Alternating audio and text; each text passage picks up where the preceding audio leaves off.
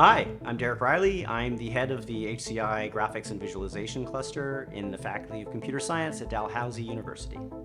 The research cluster focuses on the intersection between the human and the computer, and that involves understanding individuals, understanding them from the perspective of psychology, from humanities, also studying populations, communities, from the perspectives of sociology, literature, design.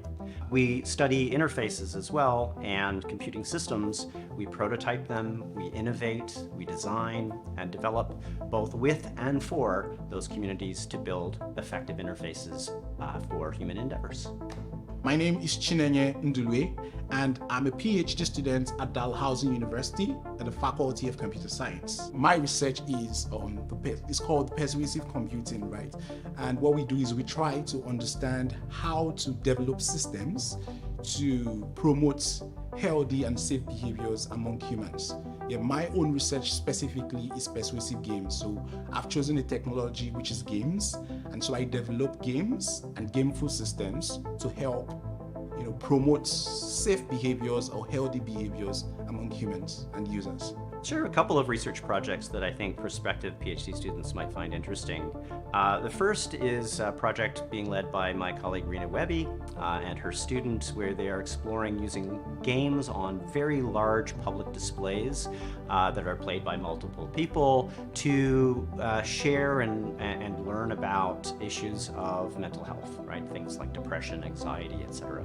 Another example would be work by another colleague of mine, Jamie Bluestein, at the Art Gallery of Nova Scotia, creating hypermedia links about Indigenous artworks. They provide a lot more information, the ability to drill down and fully understand artworks that might not be properly contextualized within the gallery. And they also provide an opportunity for patrons to share their understanding or their appreciation of the artwork as well. I've worked on so many projects throughout my program, from my MSc to my PhD, and most of them are majorly focused on persuasive games. For an example, I've designed a game called STD Pong. Now, this game is a persuasive game that discourages risky sexual behaviors among African youths.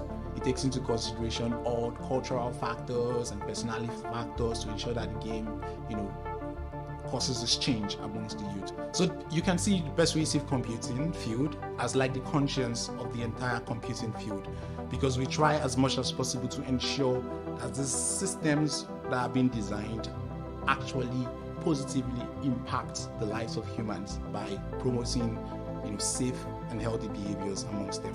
So I would say we have three different kinds of resources. We have the fact that all of the professors are available, accessible, that we can communicate easily with them, something we pride ourselves in as a cluster.